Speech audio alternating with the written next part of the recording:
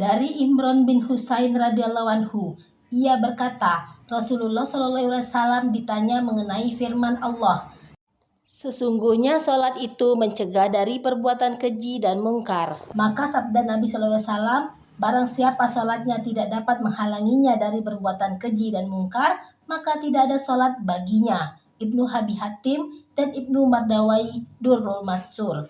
Sholat merupakan sesuatu yang sangat berharga. Jika dilakukan dengan cara yang benar, maka akan membuahkan hasil, yaitu akan mencegah kita dari hal-hal yang tidak patut.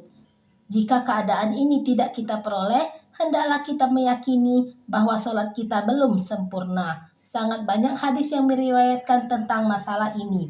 Di antaranya, Ibnu Abbas radhiyallahu anhu berkata, sholat menghentikan kita dari perbuatan dosa, dan sholat menyelamatkan kita dari dosa-dosa. Sesungguhnya, sholat itu mencegah dari perbuatan keji dan mungkar. Yaitu, hendaknya ada 3 hal dalam sholat: ikhlas, takut kepada Allah Subhanahu wa Ta'ala, dan zikrullah. Jika di dalam sholat tidak terdapat 3 hal tersebut, maka bukan sholat namanya. Ikhlas selalu membimbing ke arah amal soleh, takut kepada Allah Subhanahu wa Ta'ala, menjauhkan diri dari perbuatan jahat, dan mengingat Allah adalah membaca Al-Quran. Dengan sendirinya mengajak kepada perbuatan baik dan mencegah kemungkaran. Dari Ibnu Abbas radhiyallahu anhu, Rasulullah SAW bersabda, sholat yang tidak dapat mencegah dari perbuatan jahat dan hal-hal yang bertentangan dengan agama, maka sholat itu tidak mendekatkan kita kepada Allah, bahkan menjauhkan kita darinya.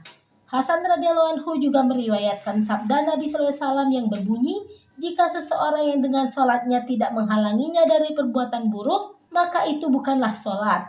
Karena sholat seperti itu akan menjauhkannya dari Allah Subhanahu wa Ta'ala. Ibnu Umar radhiyallahu anhu meriwayatkan hal yang sama.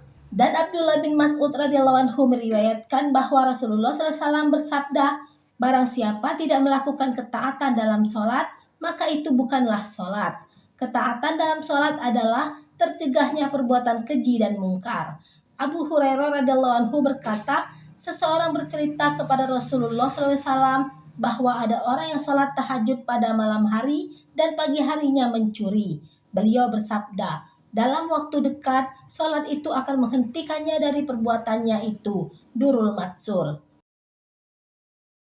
Dari hadis tersebut, kita dapat mengetahui bahwa seseorang yang selalu sibuk bermaksiat kepada Allah Subhanahu wa Ta'ala, hendaknya ia benar-benar menyibukkan diri dengan sholat yang benar, sehingga perbuatan buruknya lambat laun akan hilang. Setiap perbuatan buruk akan sulit dihilangkan dan memerlukan waktu yang lama. Namun, dengan memperhatikan sholat dan menjaganya, maka akan dimudahkan untuk meninggalkan kebiasaan buruk dalam waktu yang tidak lama.